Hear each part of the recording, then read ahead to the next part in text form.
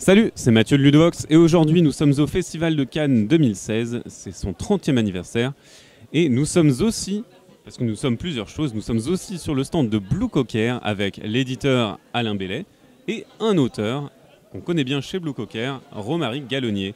Bonjour Romaric. Bonjour Ludovox. Est-ce que ça va? Alors tu as fait le signe du doigt, attention, c'est copyrighté. Oui, je sais, mais je me permets parce que le grand chaman n'est pas là, donc bon, comme ça je le remplace un peu. Bonjour Alain. Salut, ça va? Ça va, bah écoute, c'est la fin de la première journée, je pense que... On est vivant. Je disais, on est encore vivant, donc tout va bien. Eh bah, très bien. Alors, on est ici avec un proto, évidemment, qui n'est pas le final, mais c'est un jeu que vous allez éditer, qui s'appelle Yes, avec plein de S, parce que c'est plus cool avec plein de S, pour faire Yes, voilà, comme dit Alain. Alors, c'est toi l'auteur Romaric, et de quoi ça parle? Alors, Yes, c'est un jeu malin de communication. Ça peut être aussi un jeu d'ambiance en fonction des gens. Mais principalement, en fait, ça va reposer sur une mécanique d'association d'idées. Il y a un lot d'images qui va être réparti sur la table. Donc il y a 7 images à chaque fois.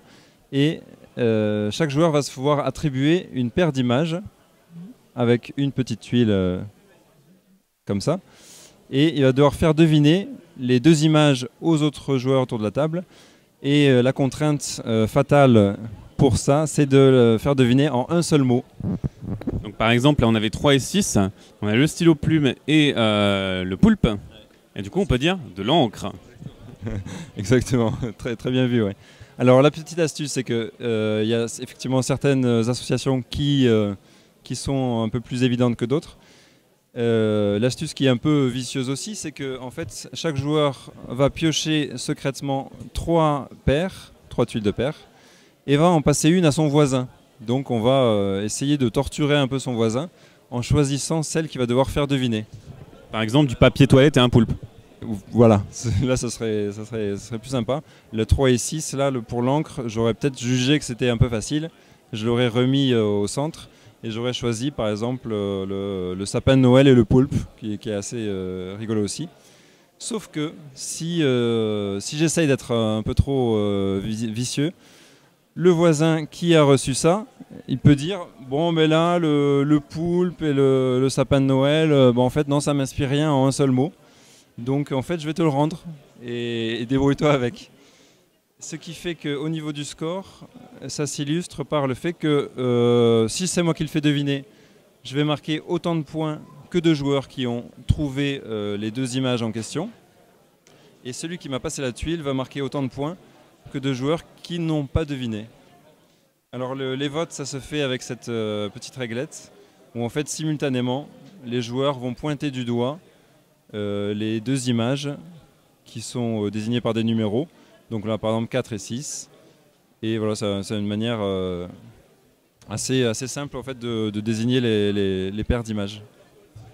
Du coup, ça s'arrête quand? Il y a un certain nombre de manches, il faut atteindre un certain score. Oui, exactement, il y a un certain nombre de manches. Alors en fait, quand une manche est passée, ça veut dire quand chacun aura proposé une fois un mot, on va simplement en fait remplacer les images et ça va en dévoiler 7 nouvelles avec donc de nouvelles associations et ainsi de suite. Alors il y a un nombre de manches qui est fonction du nombre de joueurs. Donc si on est 7 joueurs, on va faire 3 manches. Si on est 3 joueurs, on va faire 7 manches. Voilà grosso modo, et pour une durée de partie qui va être d'une demi-heure. Ceci, on va le changer de sens à chaque fois. Ça veut dire qu'après, la tuile, on va faire passer à son voisin, non pas de gauche mais de droite. Et on va récupérer les petits jetons de cerveau en fait, qui indiquent des points. Voilà, c'est pour le score. Et au fur et à mesure, celui qui a le plus gros cerveau gagne. À la fin de la partie. J'ai juste une question, les points de victoire c'est caché ou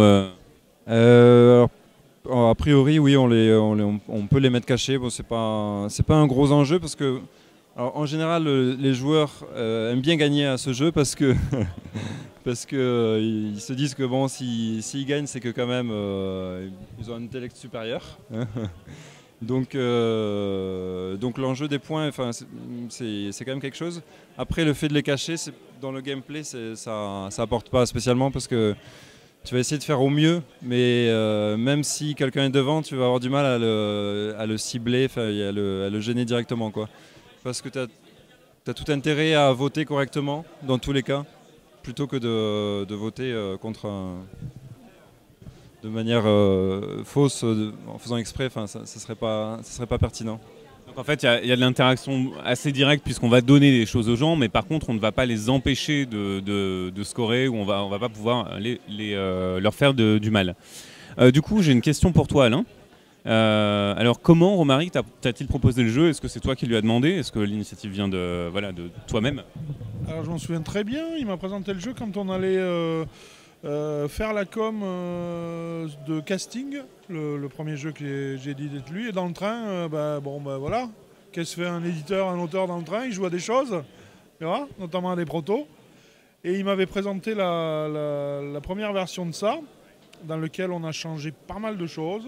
Notamment, c'était quelque chose qui était tour par tour. Là, on a rendu ça. Il n'y a aucun temps mort dans Yes maintenant. On a changé, qu'est-ce qu'on a changé? Plein de trucs. La version collaborative. Oui, voilà. Donc, on ne vous a pas parlé, là, on vous a parlé de la version compétitive, mais il y a une version collaborative qui joue en 5 minutes, chrono même. Tu vois, 1 minute d'installation et 3 minutes de jeu proprement dit, où on va tous essayer de trouver un maximum de paires en fait, contre le temps. Donc. Et le record est à 15 sur 21 possibles pour le moment, donc on sent qu'il y a de quoi faire. Et puis voilà, on a fait évoluer le jeu comme ça, assez naturellement. Il y a eu des grands à-coups comme ça quand on a trouvé des bonnes avancées. Et assez vite, il est arrivé dans une version où on sentait qu'il y avait un gros potentiel, quoi. Et donc voilà, il fait des bons jeux. Bon, je les édite forcément, qu'est-ce que tu veux? Au bout d'un moment, s'il arrête de faire des bons jeux, j'arrêterai de les éditer. C'est tout. Mais c'est vrai que c'est devenu un peu mon auteur maison parce que si on compte le prochain encore qui va sortir après, donc sur 5, il y en aura 3 de lui quand même. Tu vois, donc voilà. Qui sont Medieval Academy, Casting et donc Yes. Casting, Yes, et le 5e qui va s'appeler probablement Destroy the World ou comme ça. Non, Medieval Academy, c'était Nicolas Poncin. Voilà, c'est ça. My bad, my bad. Un autre Toulousain, bon, la confusion est compréhensible. De toute façon, pour le moment, je n'ai édité que des gens qui ont un lien avec Toulouse, tu vois. Même Max, qui est au Danemark maintenant, il est toulousain avant. Donc, ça sort quand? On peut y jouer quand chez nous, dans nos chaumières? Alors, ça part en prod cette semaine. Enfin, je finis de lancer la prod la semaine prochaine. Et ça arrive juste avant l'alchimie du jeu, donc fin avril.